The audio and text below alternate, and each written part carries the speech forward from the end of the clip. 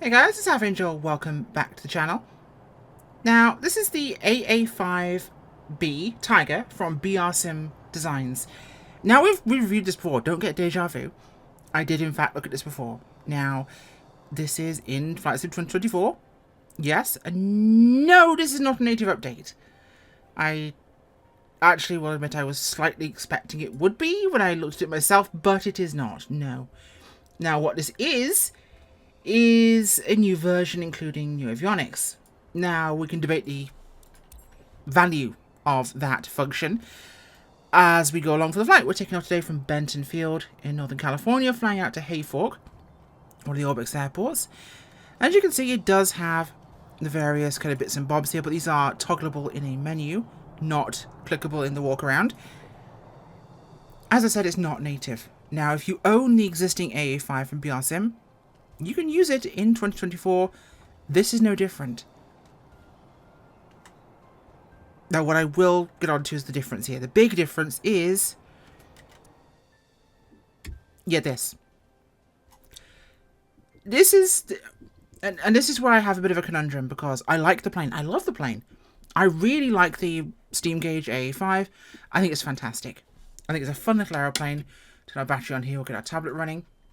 As you can see, the tablet does have our pitot covers, engine covers, tie downs, and chocks out here. So those are all removed now. So it is a good plane because it has actually some cool features in here. We can change our gear fairings on and off. We can show the prop cone painted on metallic, which we'll do there. Sunshades on and off. We can turn those. We can actually use them, or we could just delete them full stop and actually not fitted. We can change our panel here from grey to carbon fibre if we want to be cool. Or black. I like the black one. Looks nicest. We can put our crew weights in here and things. And it doesn't show people, unfortunately, but it's at least nice to have it, right? So I have a couple of people on board, not a big deal, right? Put a little bit of baggage weight in there. Yeah, just some weight there. And we can operate the baggage door from...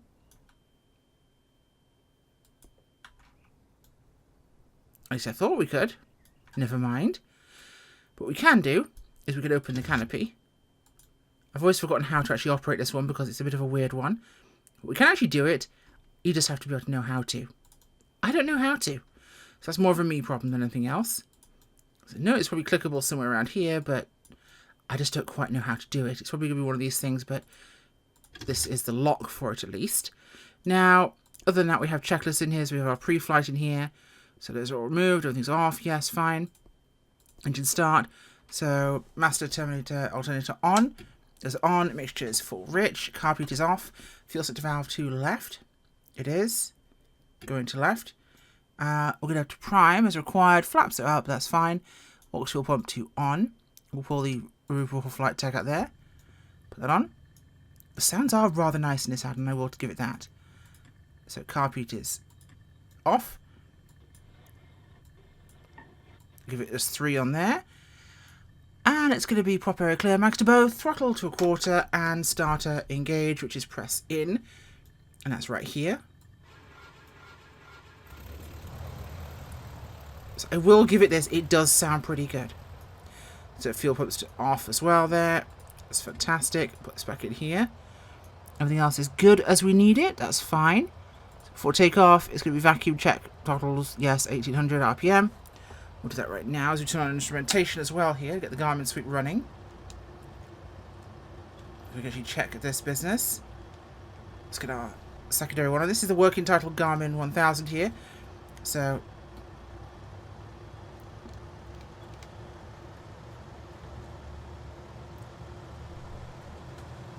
making for 1800 RPM. We'll do that now.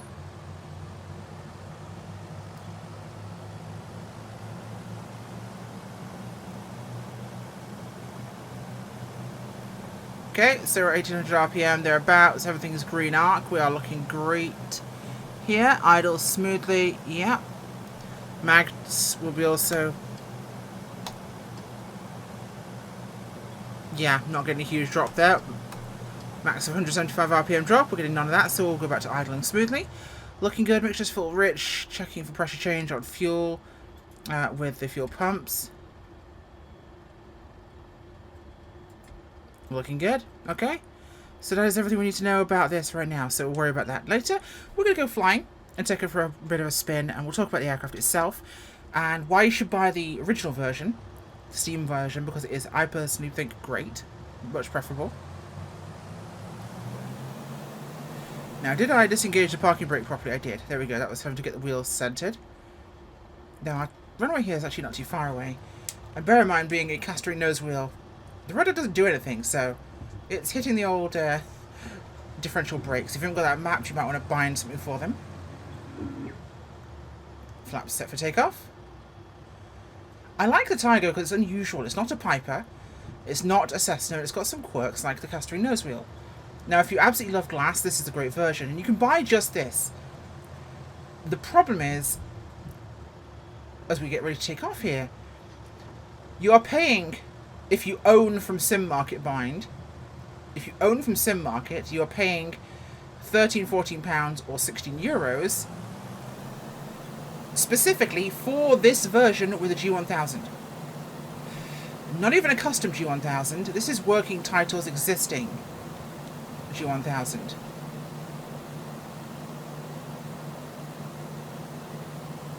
There we go.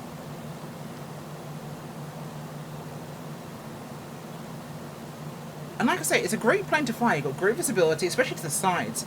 Fantastic visibility with how these windows are set up. I absolutely love it for that. So it's turning on course here. Very short journey over to Hayfork, but just thought I'd take on a little flight just to see how she goes. Now, with this being an update that's come since 24 came out, I would have expected to pay, in fact, when I was paying for this, the realization in my mind was, well, I'm paying for this as it's been released as a new one. This must have a native 24 version. No, it does not. It is still a port from 2020. And admittedly, that is technically clear in the description. It just, I got the impression, given that I was paying for a new version, that it was that. No, I'm paying close to sticker price for an additional instrument panel, essentially. Put this back to here while I quickly have a quick squiggle back in my listings here. Ah, there it is. So, actual door price, if you do not own either version, both cost €24 from Sim Market. Yes, both of them are €24. Now, as an individual aircraft for €24, fantastic. And I'm going to make a stand here. I don't often say these kind of things, but I, as a creator, as a reviewer, it is my opinion that this has gained nothing significant in its implementation as a aircraft in the sim in 2024 or in 2020 in this version beyond the glass cockpit. Like I said, as it shows in the description, I'm looking at it here, both of them feature 8 liveries, the same 8 liveries. Custom flight dynamics, doors, castering nose wheel, model, 4K 8K textures, PBR materials, volumetric lighting, dynamic registrations, customization, accurate WI sounds, and they are a good sound pack. Now we have that tablet for customization. It's fantastic. The instruments are really cool. I really like that. The only difference that you are paying if you own the Steam version, £13 for, is the stock working title G1000. Yeah, it has the autopilot on it, and yeah, it's the G1000 for those that want to fly it. And I think I like this aircraft in terms of a model in the sim. I think it's well done. I think it looks good. I think, however, development effort-wise, given that the assets exist, the instruments that have been used as backups here, at most you're talking £5, maybe €5. It should be a small, cheap paid update if you wanted to make it paid at all. It could have been free. Could have been. Now, if you were offering the whole features, make a new pack, and you were going to make it native to 2024 and bring the G1000 in, I would happily pay that price for this aircraft. That would make sense to me. I would happily pay for a native update. That seems to be fair. It does take work. It can take a lot of work. I would absolutely pay for a native version of this aircraft. However, yeah, no, not for just a G1000. Now, I did pay for this because I genuinely, when I saw it on Sim Market, I mistook it for a native update. Because it was posted, it was on FS Elite, they didn't say anything wrong with that, of course, but it did say updated version of their AA5 Tiger on it for MSFS. Granted, it didn't say 24 or 20. Yeah, that's fair, that's on me. Now, when I looked at it on Sim Market, again, it's listed in the 2024 category, fine, so a lot of ports. But it specifically says in the title, for MSFS 2024/2020. That made me think it had a dual installation, there were 2 versions included maybe. It seemed like it was. It's not. And that is okay. There are plenty of aircraft that work just fine without being native, yes. It'd be lovely to have certain features included that are native supported features, and it is sad we don't get those. I understand that. But this is where my, should we say, concern lies. It is not native, it is not something that's giving us anything extra beyond the avionics, so I think that's a scam. I'm going to put myself out there and say that's a scam to me. It's extremely overpriced for what it's offering as an update, because it's not as though we've gotten updates or bug fixes, which should be free, frankly. The only additional feature is the avionics. Again, if it was a $5 and all I got was an avionics update, I would feel okay about that. Like I say, if they were being generous, it could be free. But someone should get paid for their work. I agree. But pay is relative. If I can get mistaken for this being a native update or something else, then I'm assuming other people can. Because I guarantee you, I would never have paid for this if it was just a G1000. Now, if you come to the sim and you're looking for the AA5 Tiger, and I tell you to look at the BRSim Tiger because it is a great aircraft. Now, if you wanted an AA5 Tiger, I'd say pick very carefully. Do you want steam or do you want glass avionics? Because there is a difference, and of course it does not have both in each version, which is a problem to me, that it should come with both in one package if you're going to make an updated version. Having to pay essentially for 2 versions of this. And I will say, okay, so you know what I will say? I just reviewed the Got Friends Aeropract A32. That has both glass and steam avionics included for $25. This costs more than that, and it's 2 separate packages. To me, that is not appropriate.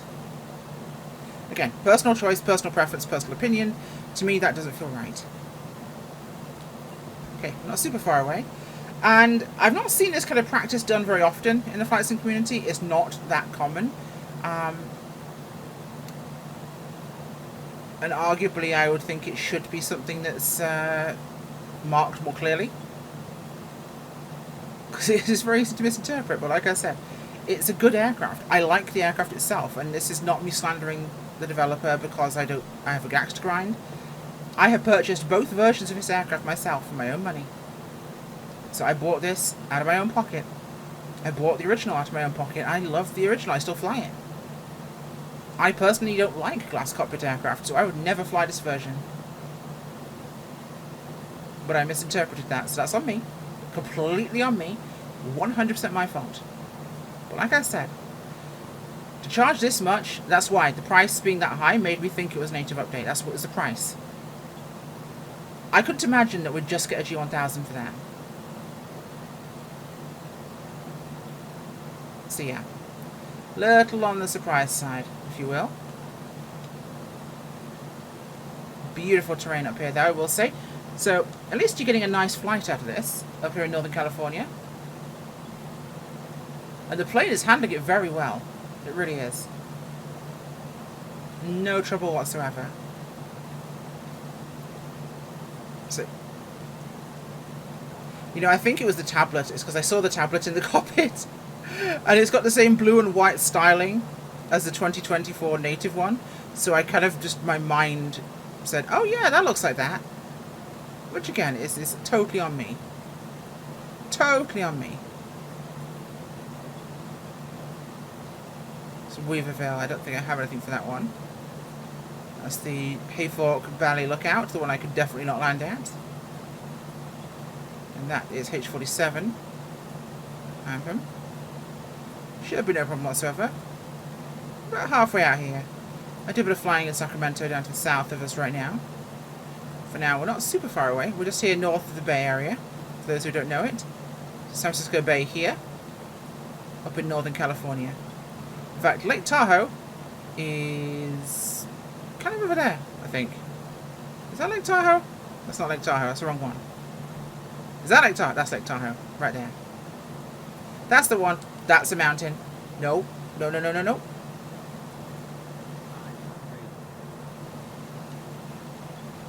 Which direction am I meant to be going? This way?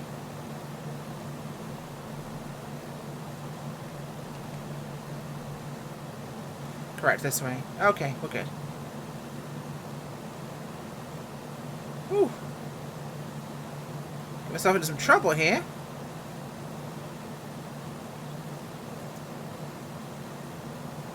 Where am I? I was looking at too many maps and not at the things I'm meant to be doing. We are facing the right direction. Okay, good. We'll get out of this mess and we'll be able to see something.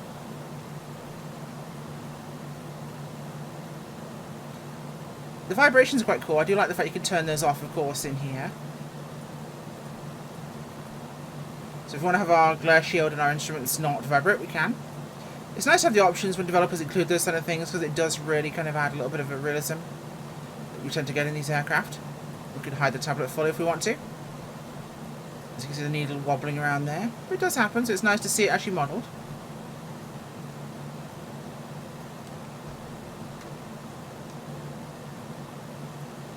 But yeah, fantastic visibility, great looking airplane, great sounding airplane, great handling.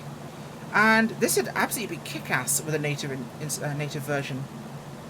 I think it'd be lovely to have this, but obviously we don't. So yeah, there haven't been as many. There's been more people who have updated their aircraft to be compatible with 2024 for free than have charged paid updates. There've been some paid updates, and I bought quite a few of them. Like I bought the Apollo's Transol 160, and I bought a couple of other updates, but in general many developers have made their 2024 versions free, or they've just made updates to the 2020 version to make it compatible. And yeah, I don't mind that. That's cool. It's what it is. And frankly, most aircraft don't need to be native to really work. I'm okay with that. Sure, I'd like to have the walk-around features, but it's not necessary to me. I don't see it as a requirement to enjoy the simulator. But it's definitely something that's on the mind, if you will, when it comes to how we as customers interact with the development sphere. Now, bear in mind, we're going to be seeing the PS5 crowd coming to the sim this Christmas. And that's huge, because there's a huge market of players in the video game world. And of course, they won't be on the same services technically. But it's another market who'll be seeing the marketplace, the store. Now, these kind of, if you own one, you get discount on the other one, isn't always applicable in the marketplace, and or may not work the same. And if you own a sim in one place, you obviously won't be able to use it in the other, because it's not going to go through your Microsoft Xbox account. It'll be PlayStation Network. So it will be a little different, and I think developers are going to have a huge influx of people purchasing products from there. So it'll be good for the development side, because the more money developers can make from a bigger audience, the more it benefits us. Yes, the more money they make, the better it is for us, because we as customers will get more money we as customers will get a cheap product if they can sell it to more people. Obviously, you know, it's not going to be stupidly cheap, but $20 for an airplane, $15 for an airplane, in many cases is definitely what we're getting now. And it's achievable compared to what we used to pay. Coronado aircraft in FSX and P3D could have cost £35–40. It was not remotely uncommon. Might be wild for me to find out if this is a thing, but let me take a look. And I'll see if I can tell you precisely what we're looking at here. So P3D V6 aircraft is not a long list.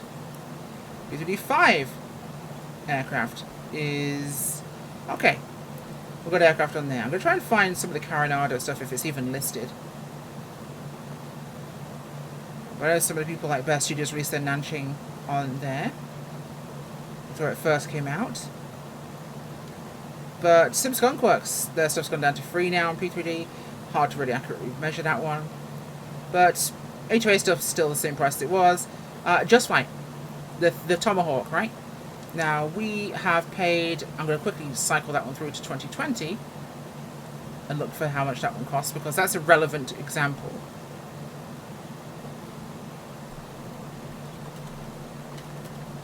So Tomahawk from Just Flight is €35. Okay, fair.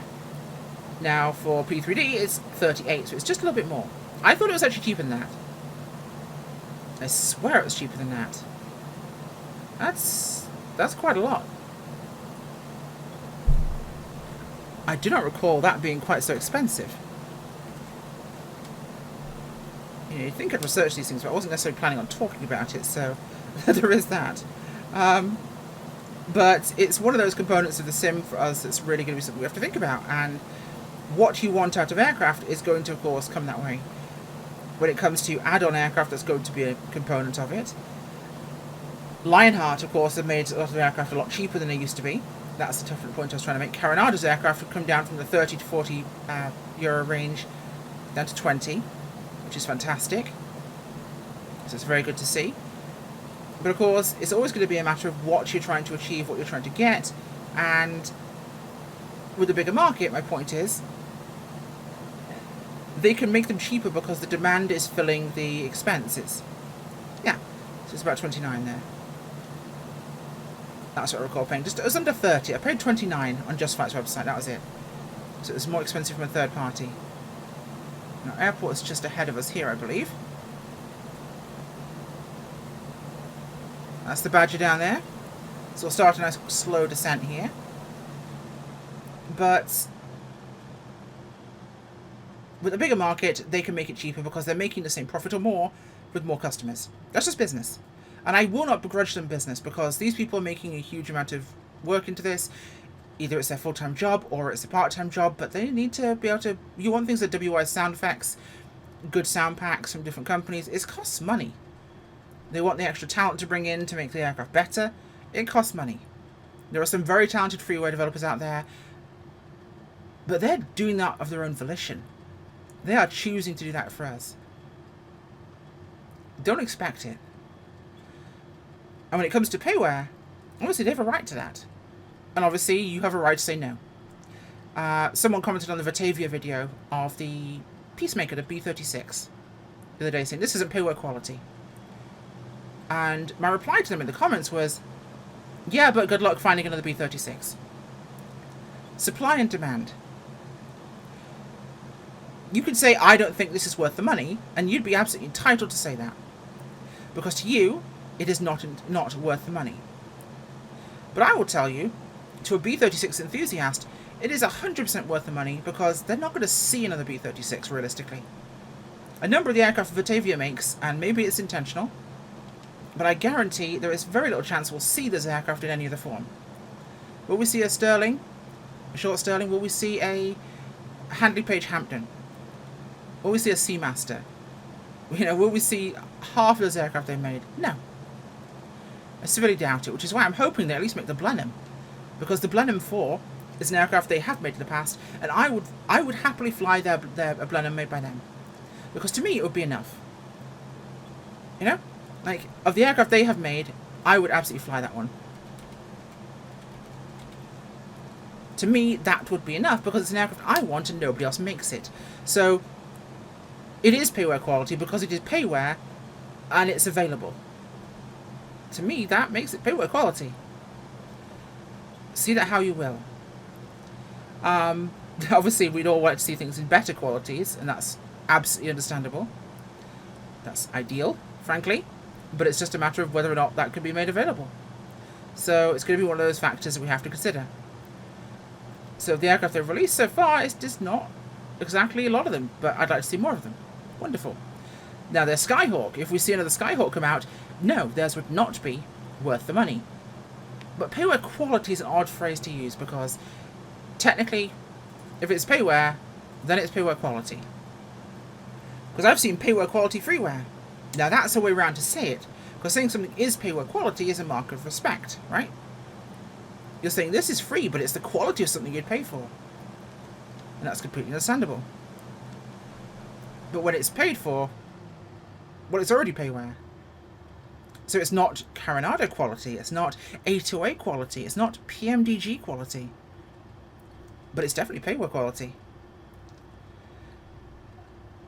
The one big thing I like about the flight sim market is it is self-sustaining and it is self-regulating, because if people don't think something's worth it, they won't pay for it.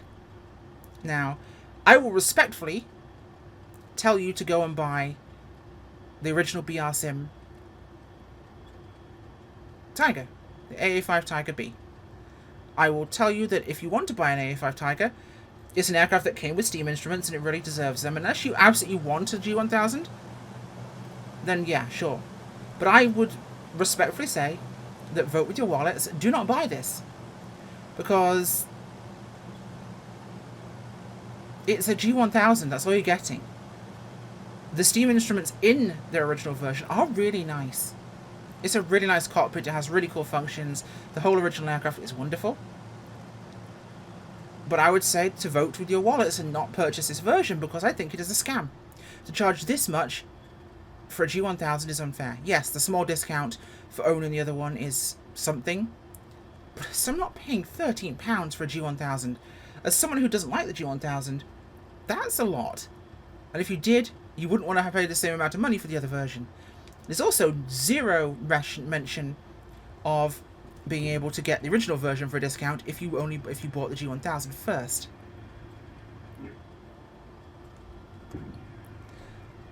Okay, turning it to final here.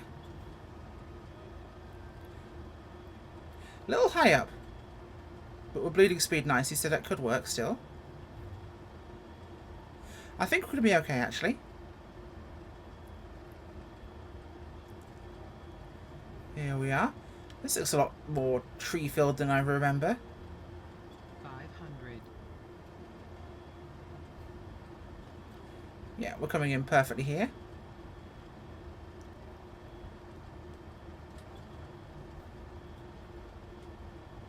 Nice to go.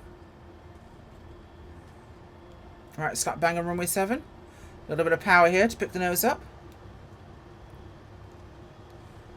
Bit slow, more power. Yep. Smelled that coming.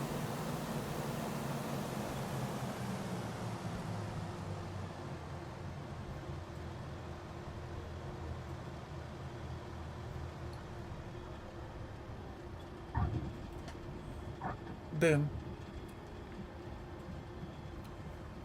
Should be another exit coming up here. So yes, I would respectfully say don't buy this version. Buy the original. Support the developer. It's a good aircraft. But this is me making a very strong opinion for once, which I don't do very often. But I think £13 or 16 euros for a G1000 update is horrific. And it does not speak well for the flight sim community. It does not speak well for this developer, because I think this developer does good work. But I think this is a poor choice on their part, and that I don't agree with it. Again, I like the original. I think this is also well made. But I think how they've gone about this is not the best method.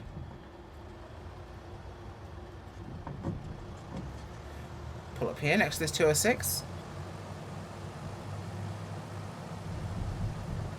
I do like how you have to give it some force if the castering nose wheel is not in the right direction for... It will actually require a bit more power to get it moving. See, watch it nudge as it wobbles into line. There you go, see? That's it wobbling into line. I like that feature. That's actually a really nicely made way of doing it, but it works on both versions. So again, great aircraft, but I don't agree for a G1000. Tell me in the comments if you disagree. Tell me what you think yourself about this, and tell me what matters most to you about an aircraft in the sim. Oh, those are loud. Oof. but it is good. But the way they went about it, no. Thanks for watching, guys. Damn, is there a hamster trying to break out of that cowling? Bye.